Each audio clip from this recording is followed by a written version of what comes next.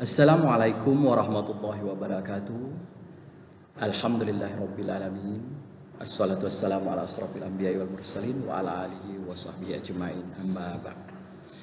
Apa kabar anak-anak sekalian? Mudah-mudahan kalian tetap sehat dan semangat dalam beraktivitas, khususnya belajar. Baiklah anak-anak sekalian, pada hari ini kita akan belajar tentang penyelenggaraan jenazah. Untuk itu pendidikan agama Islam Pak akan sampaikan hadis pada hari ini, kompetensi dasar. Yang pertama 1.7 menerapkan pengurus jenazah sesuai dengan ketentuan syariat Islam.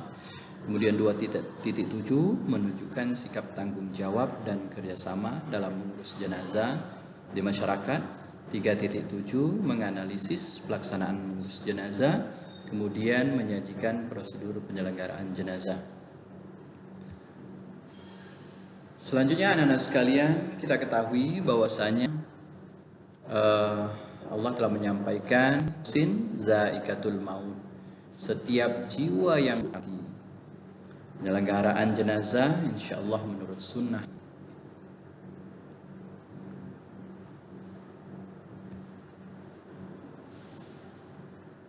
Ini kita lihat sebuah gambar di mana kita sering lihat bahwa orang yang diantarkan ke pemakaman, ya.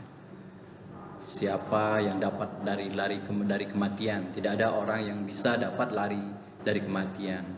Kata Allah Subhanahu wa taala, A'udzubillahi minasyaitonirrajim. Bismillahirrahmanirrahim. Ainama takunu yudrikumul maut walau kuntum fi burujim musayyada. Kematian akan menghampirimu meskipun kamu berada dalam tembok bangunan yang kokoh sekalipun. Maka tidak ada orang yang dapat lari dari kematian.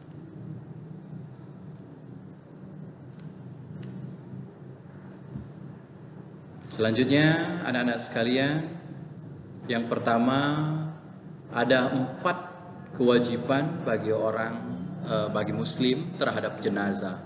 Yang pertama memandikan,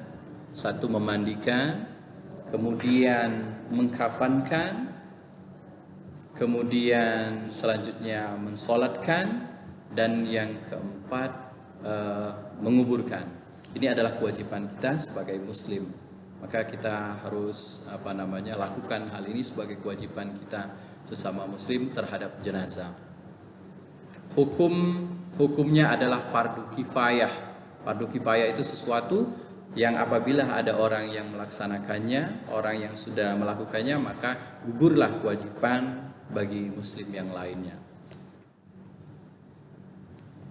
Kemudian anak-anak sekalian, kita akan masuk ke memandikan jenazah. Yang pertama, syarat wajib memandikan jenazah atau mayat. Yang pertama, jenazahnya atau mayatnya orang Islam. Kemudian didapati tubuhnya walaupun sedikit dan bukan mati syahid. Jadi orang yang mati syahid yang dalam rangka membela agama Islam tidak perlu dimandikan, karena di hadapan Allah Subhanahu wa taala hakikatnya dia hidup. Maka cukup dikuburkan dengan pakaian yang ia kenakan itu dalam hal membela agama. Selanjutnya didapati tubuhnya walaupun sedikit, maksudnya katakanlah jenazah yang kecelakaan dari pesawat, musibah, ketika ditemukan jasanya, jarinya atau kepalanya atau tangannya, maka itu yang wajib kita mandikan secara syariat. Dan ketika ditemukan yang lain, maka tidak perlu lagi dilakukan memandikannya. Kemudian kita persiapkan air yang suci, yang mensucikan secukupnya, tempat tertutup dan tinggi, tempat yang tinggi tertutup. Kemudian beberapa orang melaksanakan kegiatan tersebut. Memandikan jenazah, maka yang paling penting aurat jenazahnya harus ditutup dengan kain basahan, tidak boleh terbuka auratnya, kehormatannya harus tetap dijaga. Mayat perempuan dari atas dada sampai bawah lutut, mayat laki-laki dari atas pusat sampai bawah lutut. Itu. Kemudian menghilangkan najis terutama pada dua tempat kemaluannya, ya, sambil menekan perut, ditekan secara perlahan dan hati-hati untuk mengeluarkan kotoran dalam perutnya. Tangan kiri sebaiknya menggunakan sarung handscoon, jadi pakai handscoon, ya. Kita persiapkan ada handscoon, kemudian kita urut perutnya, anak-anak sekalian, sambil dibersihkan sampai semuanya bersih. Kemudian sesama jenis, ya, kecuali sama istri, ini syarat memandikan jenazah. Jadi sesama jenis kecuali suami istri. Kemudian yang dapat menjaga amanah, soleh, tidak boleh kita memandikan jenazah tetapi tidak amanah. Harus ketika kita melihat aib ataupun sesuatu yang tidak boleh diceritakan, maka kita harus simpan rahasia itu.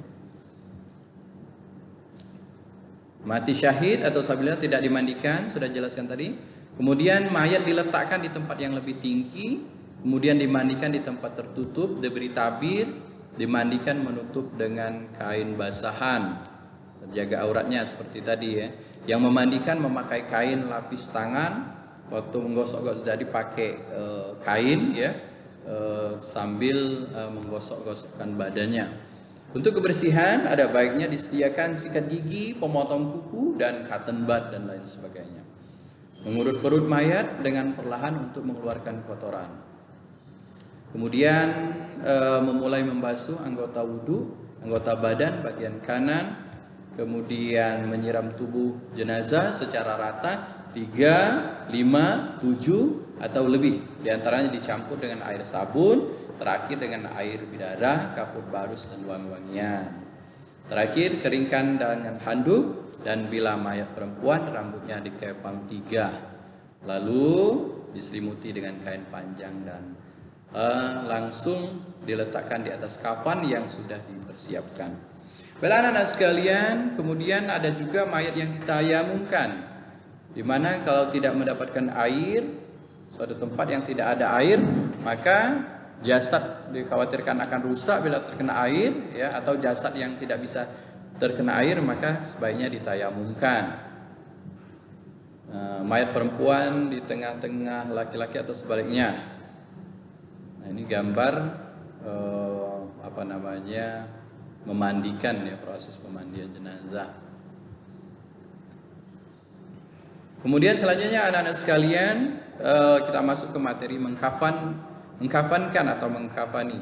Mayat laki-laki 3 lapis, ya. Kain kafan laki-laki sebaiknya 3 lapis, kain panjang, kain terluar lebarnya dapat disambung. Kain kafan mayat perempuan sebanyak 5 lapis. Jadi kalau laki-laki 3 lapis dan perempuan 5 lapis. Terdiri dari 1 izar atau kain sarung, 2 baju, 3 kerudung, dan keempat 2 kain panjang. Jadi 5. Sarung, baju, kerudung, dan 2 kain panjang. Kemudian selanjutnya nah ini jika dianggap perlu atau maslahat, karena harus maslahat, ya, sesuatu yang lebih mendatangkan kebajikan, disediakan kapas secukupnya, diberi wangi-wangian untuk menutupi bagian tertentu.